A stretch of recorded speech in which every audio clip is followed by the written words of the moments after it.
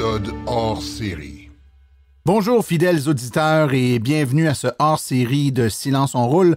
Je vous rappelle les hors-séries qui ne sont pas rendus disponibles sur le web ou sur nos différentes plateformes publiques. C'est uniquement pour nos abonnés du podcast. Donc merci d'être là et je vous rappelle que vous pouvez dire amicalement à vos connaissances qui ne seraient pas abonnés à Silence on roule qu'en allant au abonnement.silenceonroule.com, ils peuvent aussi s'abonner gratuitement et recevoir tous les hors-séries. Aujourd'hui, on va vous faire écouter une entrevue qui a été faite par Simon-Pierre Rioux de l'AVEC avec quelqu'un de chez Taiga Motors. On connaît les motos, pas les motos, mais les motoneiges, dis-je, électriques de Taiga Motors. Mais Taiga Motors a maintenant mis sur le marché une moto marine, la Orca. Et Simon-Pierre a eu la chance d'essayer cette moto marine et il va nous en parler dans quelques instants. Je vous demande d'être indulgent. Évidemment, l'entrevue a été faite à l'extérieur dans le bassin de Chambly, sur le bord de l'eau. Il y a donc du bruit de l'eau et d'autres véhicules là, marins à proximité, mais également la moto marine qui était accostée au quai. On entend des bruits de caoutchouc qui frottent là, donc ça peut être un petit peu fatigant, mais quand même on entend assez bien. Donc je vous demande d'être un peu indulgent et d'en apprendre un peu plus sur les avancées des motos marines. Je vous le rappelle, moto marine qui est pas réputée pour être un véhicule qui est très écologique normalement. Donc, la venue de motos marines électriques amène un tout nouveau souffle à ce sport, autant au niveau de l'appréciation de conduite, donc rapidité, à quel point c'est vite, c'est prime, mais également au niveau de l'environnement. Donc, c'est une moto marine qui n'émet pas de pollution dans l'eau en roulant. Donc, fort intéressant. J'en dis pas plus. Je vous laisse tout de suite écouter cette entrevue avec les gens de Taiga Motors.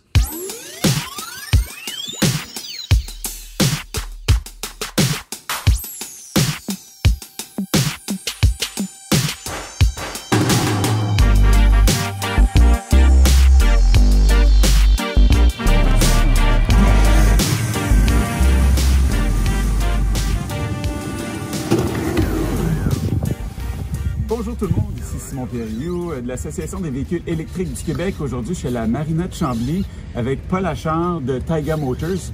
Paul qui est un des fondateurs de la compagnie, compagnie entièrement québécoise, qui font des petits véhicules récréatifs absolument géniaux, 100% électriques. On a du génie au Québec, c'est absolument incroyable.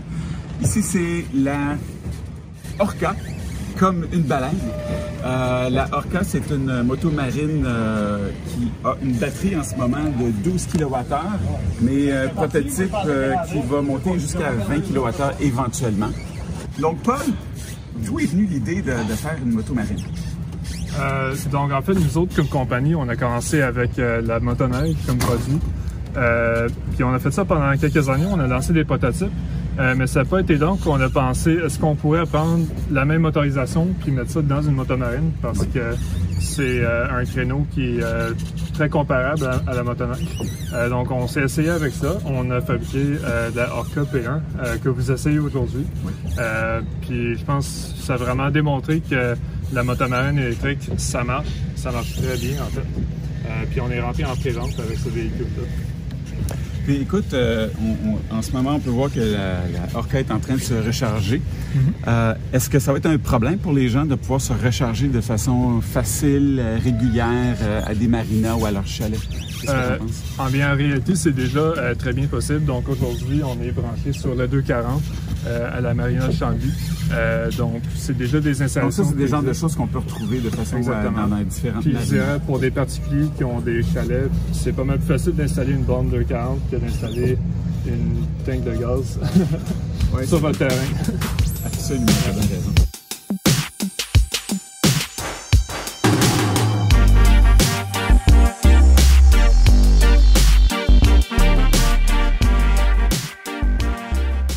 Puis c'est quoi le défi que tu as eu avec la Orca par rapport à la motoneige? C'est sûr qu'il y a des défis techniques qui sont plus sévères, comme la gestion thermique. En fait, c'est difficile dans un véhicule comme ça parce que c'est une coque qui est renfermée, ça se réchauffe très vite. Donc, ça a vraiment mis un degré d'importance de plus sur notre système de gestion thermique. pour notre moteur puis pour notre batterie. Parce que à l'encontre de bien des, mettons, des motos électriques qui n'ont pas beaucoup de refroidissement dans la batterie, ça fait en sorte que eux autres, des fois, il faut que tu limites la puissance pour ne pas surchauffer ta batterie. Nous autres, sur la motoneige, on n'a pas de limitation de puissance due aux conditions thermiques. Donc, ça va vraiment... Vous augmentez comme le refroidissement juste pour être capable de... Ça met vraiment en valeur la technologie de batterie. Puis, au niveau batterie, là, on parlait que vous aviez le prototype, c'est une petite batterie. Oui, donc en fait, c'est déjà défini nos modèles qu'on va livrer.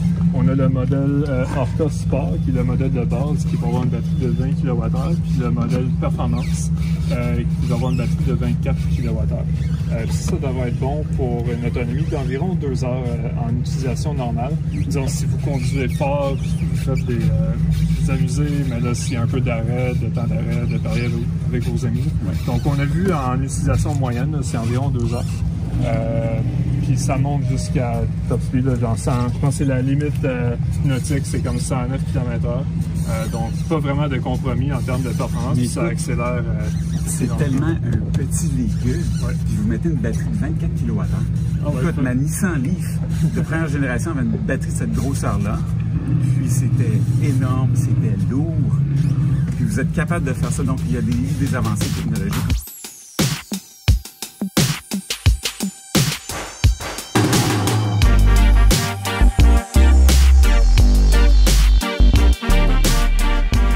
Le sport modèle de base, c'est 120 HP.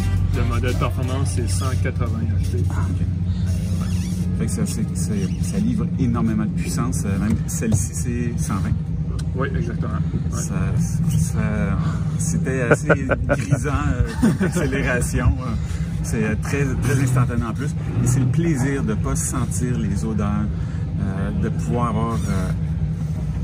de sentir qu'on peut s'amuser sans avoir un impact sur la planète. Tu t'arrêtes et il n'y a pas de bruit de moteur. C'est comme tu dépenses rien. Tu peux apprécier la nature comme dès le début. C'est pas... nous autres, on trouve que c'est génial pour cette raison. Taiga, vous êtes combien dans cette compagnie?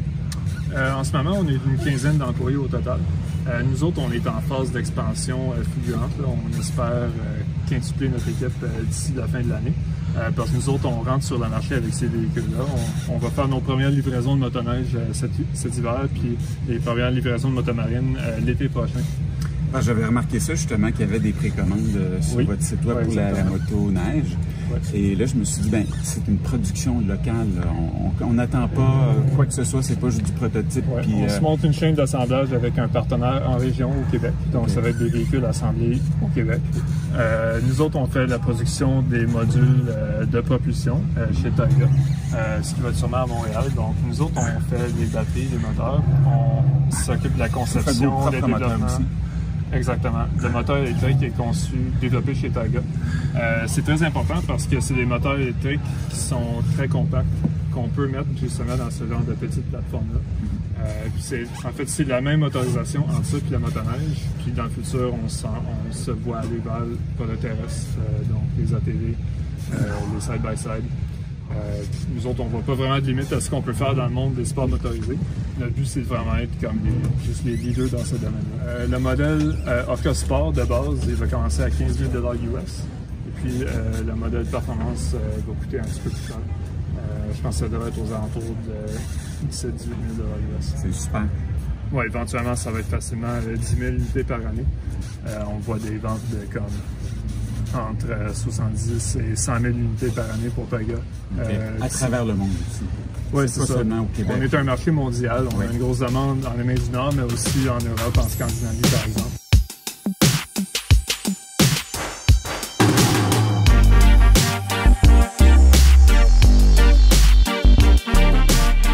Recharge, on parle de combien de temps pour une recharge? Donc, sur le 240, c'est environ 2h30 de temps de recharge.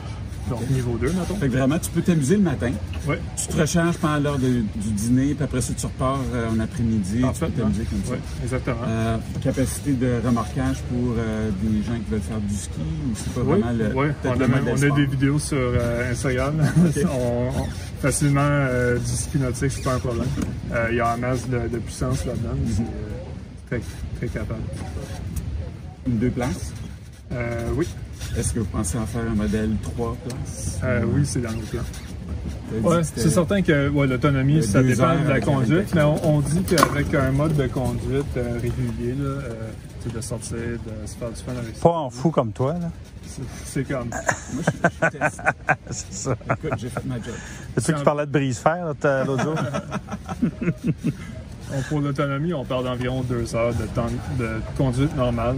Mettons, ça, c'est pas juste comme 100 km/h non-stop. C'est certain que là, ça va tirer plus de jus. Mais là, Paul, moi, je veux dire, j'ai des amis qui vont écouter ça, là, puis ils vont dire, écoute, il y a un port de recharge juste ici, tu tombes à l'eau en ce moment, tu t'électrocutes, peux-tu nous rassurer pour nous dire que ça, là, c'est électrique, une batterie là-dedans, puis est scellée, il n'y a aucun problème? Ouais, c'est parfaitement sécuritaire dans l'eau. Du monde utilise l'électricité à côté de l'eau depuis longtemps, puis il y a vraiment un système redondant de gestion de la batterie qui vient monitorer à chaque instant c'est quoi l'état de la batterie, puis les connexions au ground. Donc, c'est tout de grade automobile.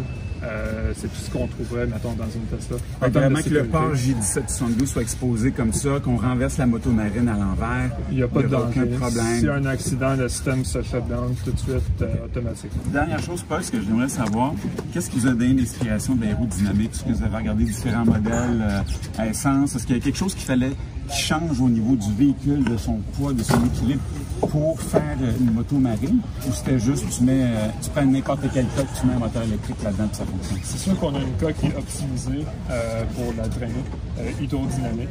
Le carénage, c'est un peu moins important. Oui, parce que c'est vrai que les véhicules électriques, souvent, on essaie d'optimiser l'aérodynamisme pour avoir le plus d'autonomie possible avec une moto marine. C'est sûr, on fait des analyses. C'est l'hydrodynamique dans ce cas-ci. Ouais, c'est une combinaison d'hydrodynamique et d'aérodynamique. Puis on fait des analyses on appelle ça une analyse CFD, pour voir comment est-ce que l'eau et l'air évoluent autour du véhicule. Puis c'est sûr qu'on fait ces analyses-là durant le design. Okay. Donc c'est toujours une combinaison entre le pratico-pratique et juste la beauté.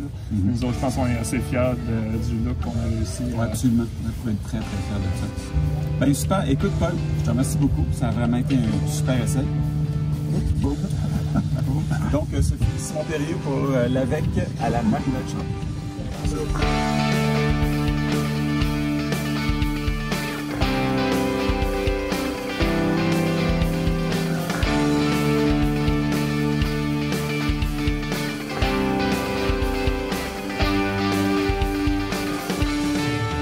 Épisode hors série.